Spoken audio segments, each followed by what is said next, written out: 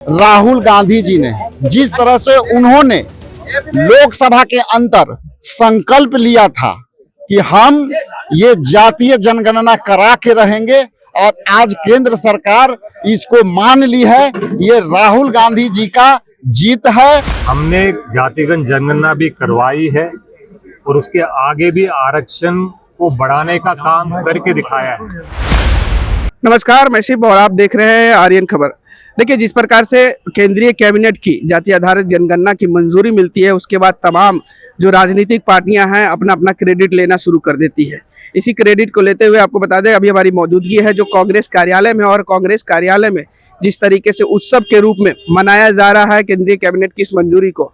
और आपको बता दें कि राजेश राम जो कांग्रेस के प्रदेश अध्यक्ष हैं, उन्होंने आज दूधाभिषेक किया है डॉक्टर भीमराव अंबेडकर की मूर्ति को और साथ साथ राहुल गांधी के पोस्टर को। ये साफ साफ आप देख सकते हैं कि डॉक्टर भीमराव अंबेडकर की मूर्ति को दूधाभिषेक करते हुए नजर आ रहे हैं राजेश राम जो कांग्रेस प्रदेश अध्यक्ष है। और साथ ही साथ इस विषय को लेकर उन्होंने कह दिया है कि ये पूरा जो क्रेडिट है ये राहुल गांधी का है। पहले जो शुरुआत आवाज थी इस विषय को लेकर ये राहुल गांधी ने उठाया था। पहले आपको सुनवाते हैं कि राजेश राम क्या कुछ कर रहे हैं। जाति जनगणना राहुल गांधी जी ने जिस तरह से सामाजिक न्याय के पथ पर चल करके उन्होंने जो है लोकसभा में 17 अवधि के दरमियान 2 बार ने कहा था कि मैं किसी भी हालत में मैं पिछड़ा, अति पिछड़ा, दलित और EWS के जो लोग हैं जातीय जनगणना कराऊंगा और उनको लाभ दूंगा।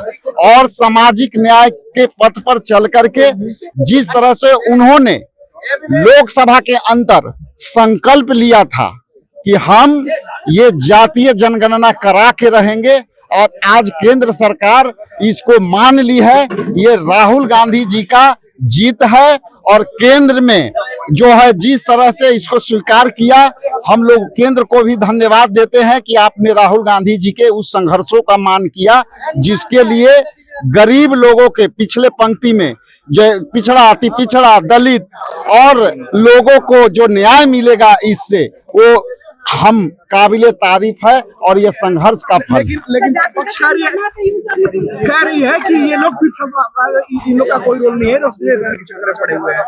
ये रोल नहीं है तो ये बताइए कि पहले क्यों नहीं लगाई? ये सरकार तो 10 साल से चल रही है, तो सरकार पहले क्यों नहीं कर ली थी? इसलिए सरकार मजबूर होके की है और मजबूर होकर देखिए कि EBC, OBC और जितने लोग हैं ये इसके समर्थन में आ गए हैं, इसलिए सरकार ने गई। तो जैसा कि आपने साफ तरीके से राजेश राम को सुना, वो कहते हुए नजर आ रहे हैं कि ये जो पूरा क्रेडिट है ये राहुल गांधी का है। राहुल गांधी ने ही इसकी शुरुआत की थी और हमारे सरकार में भी इसकी जो पहली मंजूरी थी सरकार दी थी, और पहली जो जाति आधारित जनगणना थी हमारी सरकार के समय में हुई थी।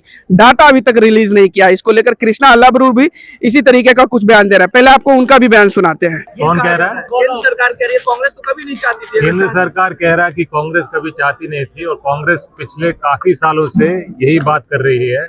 और आखिरी जो जनगणना हमने करवाई थी जब हम मनमोहन सिंह की सरकार थी, उसमें कास्ट और सोशो इकोनॉमिक सेंसस भी था, उसको रिलीज नहीं किया गया। ये बात ध्यान रखने वाली बात है।